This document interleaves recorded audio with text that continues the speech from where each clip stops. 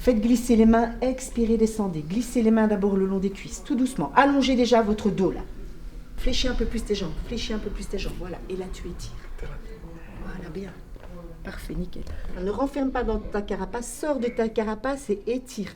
Serre-toi vraiment de la pression des mains. Maintenant, allonge ta nuque, descends ton menton vers la poitrine. Voilà, parfait.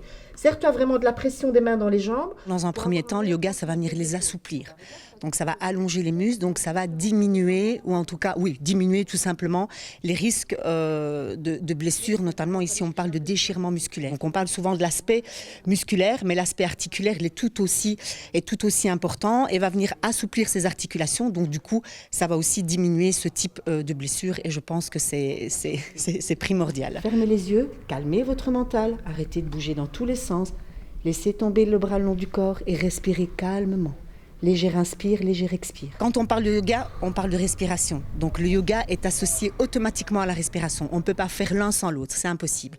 Donc la respiration yoga, qu'on appelle vraiment la respiration pranayama, est un anti-stress naturel. Donc c'est ce que je leur dis toujours. Avant de rentrer en match, il faut vraiment travailler sur cette respiration parce que la respiration va vous apporter cette énergie et cette concentration que vous avez besoin aussi bien dans les entraînements que quand vous êtes sur un terrain et pas que, parce qu'il y a aussi tout l'aspect avant-match qui est hyper important. Le mental aujourd'hui dans le sport et dans le monde, il est très important.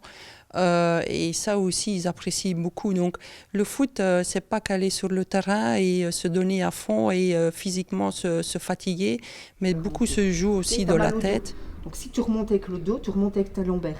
C'est ça qui va te faire remonter, voilà. Ok. Et là, tu compenses pas avec ton dos. Ok. Tu sens la différence ? Vas-y, redescends. Tac, tac, tac. Allonge. T'as mal ici. Ok. Si tu remontes en utilisant ton dos, tu auras encore plus mal. Donc, on va utiliser un petit outil qu'on appelle le coccyx. On va le tirer et regarde, on remonte. Et là, du coup, tu sens, tu n'es pas remonté avec le dos. Donc, du coup, ça fait moins mal. C'est vraiment leur faire prendre conscience de chaque partie de leur corps et s'ouvrir. La respiration aide, les étirements aident.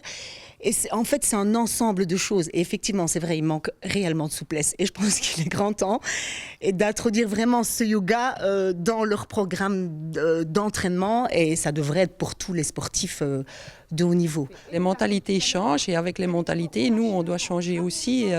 Et c'est vrai, il y a même à mon époque, quand je jouais, on m'aurait dit que j'aurais fait du yoga.